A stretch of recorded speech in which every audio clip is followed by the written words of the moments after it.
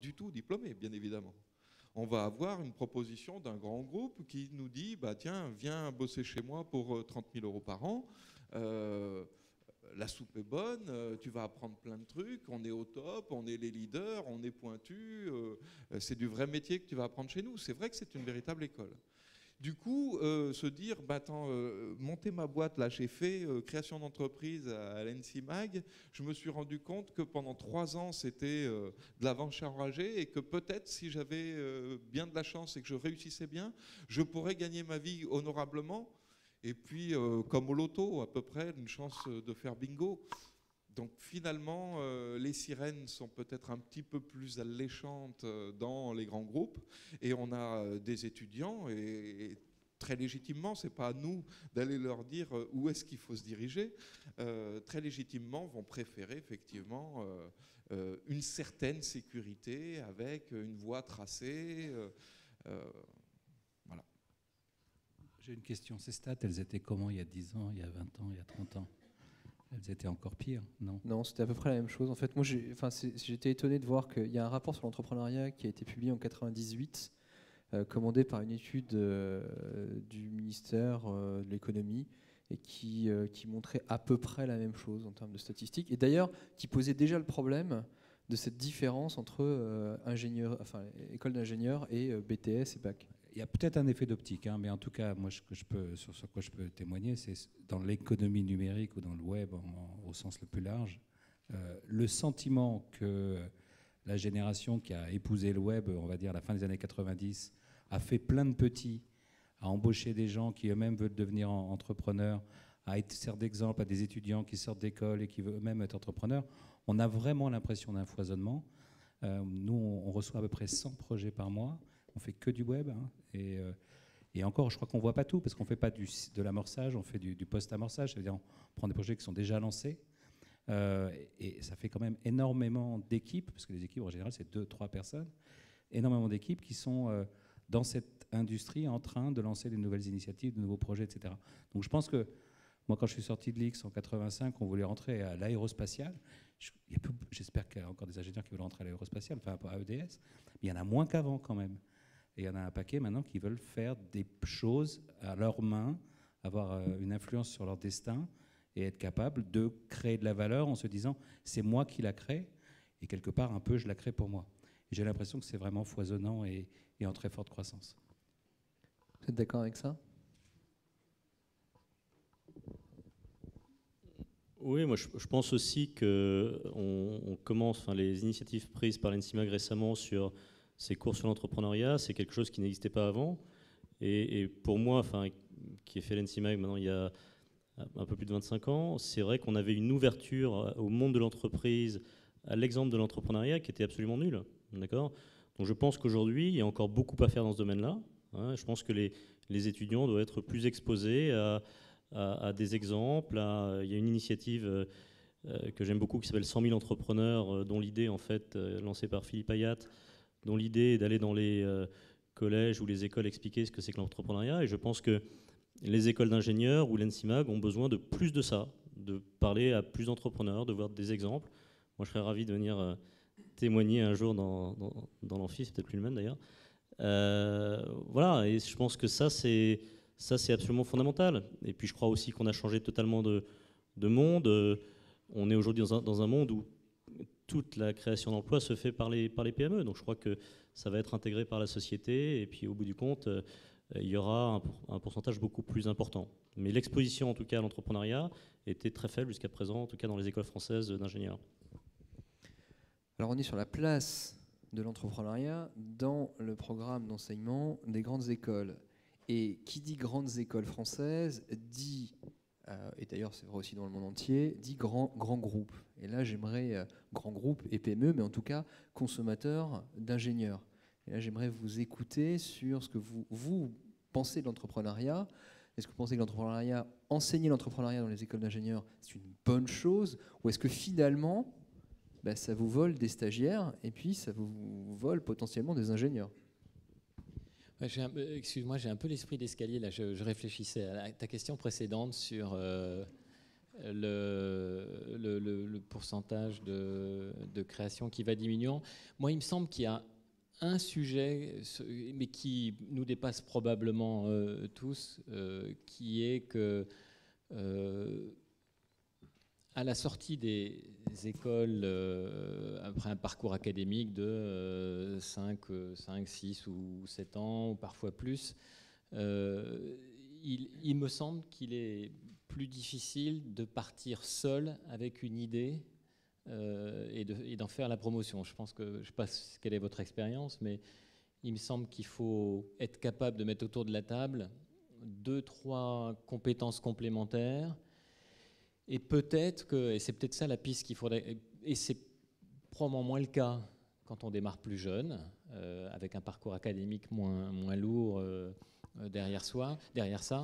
Et je pense qu'on peut s'interroger, et ça c'est ce qui est en cours, il me semble, aujourd'hui dans les programmes qui suivent les pôles de compétitivité, les IRT, sur la nécessaire ou pas clusterisation géographique des pôles de développement technologique en France. Toujours, encore une fois, en comparant ce qui se passe à données comparables en Europe, dans d'autres grands campus, ou aux États-Unis, mais on est là dans un périmètre qui est plus peut-être du domaine caricatural. Donc, première question. Et puis, deuxième question, de la nature des soutiens qu'on est capable d'apporter sur ces clusters géographiques.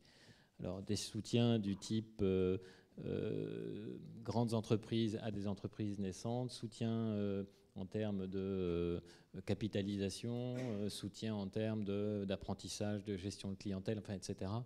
Donc voilà les 2 axes sur lesquels il me semble qu'il y a probablement à renforcer en France, compte tenu de la très très grande diversité des spécialisations des universités et des grandes écoles sur le territoire. Il y a peut-être à travailler ou à renforcer des phénomènes de spécialisation par grande zone géographique. Voilà, je mets ça de côté pour le débat. Je ne sais pas si tu as prévu une phase de questions-réponses à la suite, mais je pense que c'est un thème qui serait intéressant de creuser dans le temps derrière ce que l'État, le gouvernement a mis en place avec les initiatives de René Ricol. Alors pour les grandes entreprises et les entrepreneurs, moi, encore une fois, on est extrêmement preneur, mais alors c'est peut-être au détriment de la création d'entreprises, mais on est extrêmement preneur de ce que je disais être, il me semble, les caractéristiques fondamentales de l'entrepreneur sur la compréhension du client, la capacité à différencier, et puis le multiculturel, enfin la capacité à intégrer des dimensions qui ne sont pas exclusivement celles sur lesquelles on a travaillé les uns et les autres.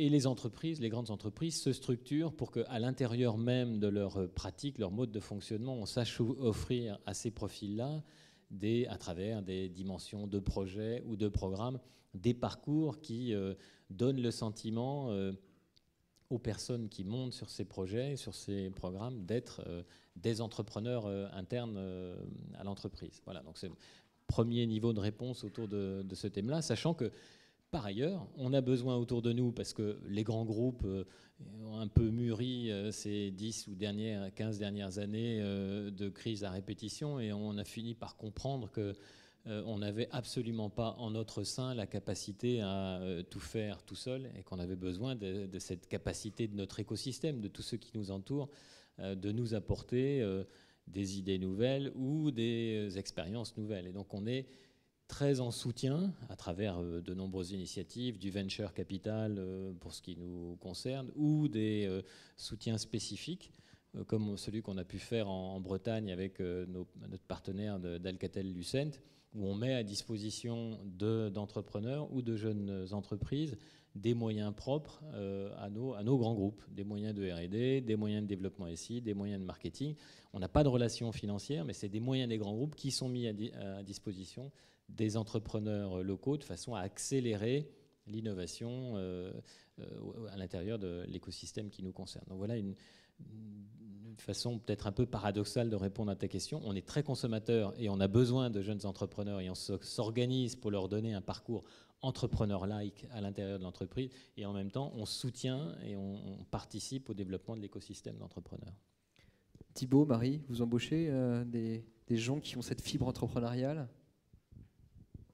Oui, alors nous effectivement, c'est un critère très important. On embauche des gens qui veulent se confronter en fait. Alors on est une petite boîte, hein, on est 60 personnes, on sera peut-être 80 à la fin de l'année, mais on embauche des jeunes qui ont envie effectivement et qui sont motivés par l'entrepreneuriat, avec cette dimension de contribution forte d'une part, qui me paraît effectivement essentielle, mais aussi l'idée qu'on n'a pas tellement parlé de ça, mais c'est une notion qui me tient à cœur, de tâtonnement. L'entrepreneuriat, c'est tâtonner, c'est-à-dire qu'il faut à la fois avoir un cap et une stratégie, mais il faut aussi savoir douter et tâtonner. Et on cherche des gens qui ont cette mentalité où ils vont pas avoir envie d'être forcément dans des rails. Hein. C'est quelqu'un qui vient avec des recettes. Moi, je fais la chasse aux recettes à l'intérieur de la société.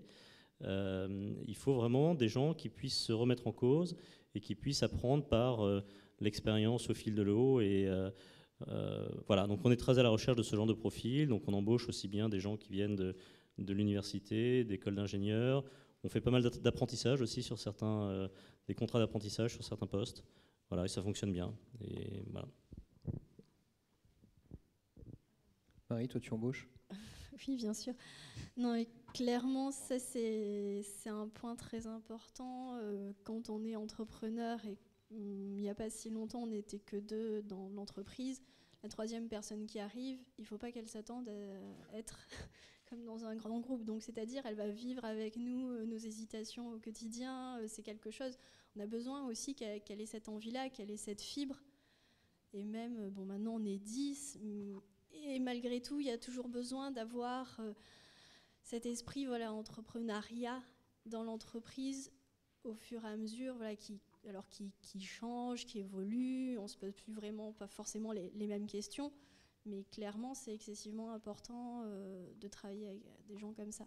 Et d'ailleurs, pour rebondir sur les statistiques, je me demandais si, grâce à l'entrepreneuriat dans l'école, il n'y avait pas plus de personnes qui font le choix de venir travailler dans des startups plutôt que des grands groupes grâce aux cours, parce qu'ils comprennent qu'il y a aussi des débouchés et c'est aussi des postes intéressants. On ne fait pas forcément la même chose, mais qui sont en fait très passionnants et où on retrouve, voilà, cet esprit excessivement motivant. Christian, tu m'indiquais que, bon an, mal an, sur les dernières années, le taux d'élèves qui choisissent la formation, création d'entreprise, création d'activité, n'a pas bougé. On est toujours à 20%. Est-ce qu'il faut changer les critères de recrutement des NCMag? Je dirais pour moi, changez rien. Changez rien. On a essayé de passer à 100% avec le succès mitigé dont je parlais tout à l'heure. Je ne suis pas sûr qu'on ait tous vocation à devenir entrepreneurs. Maintenant, l'entrepreneuriat, c'est effectivement un esprit, c'est de la création d'entreprises, mais c'est aussi de la création d'activités, c'est de la reprise d'entreprises. Il existe quand même toute une palette.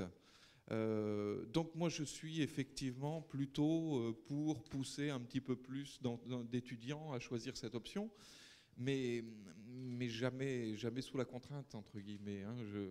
Je pense que c'est une histoire, j'allais dire une histoire d'amour, il ne faut peut-être pas y aller trop fort, mais ben, c'est quand même une histoire d'engagement, mine de rien. Donc voilà, je pense que comme le moteur, il doit être à l'intérieur, moi je ne peux pas ouvrir le capot et mettre des moteurs partout, il y est pas, et après je fais avec.